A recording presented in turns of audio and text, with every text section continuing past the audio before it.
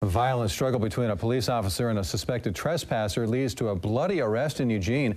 KEZI 9 News reporter Grace Lim was there as this tense situation unfolded and a passerby jumped in to help police. And she is in the studio with that story. Grace? The confrontation happened this afternoon. A police officer was asking the suspected trespasser to leave, but when he refused, the confrontation took a violent turn and Nate Ariel jumped in. Stains on Nate Ariel's shirt show a struggle with a suspected trespasser.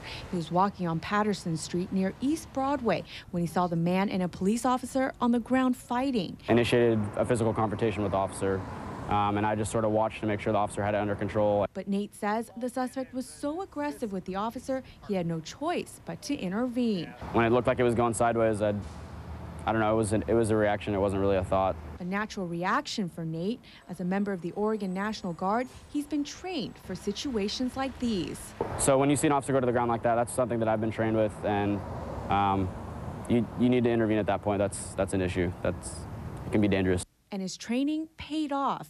Nate used his apprehension skills to successfully subdue the suspect so the officer could cuff the man.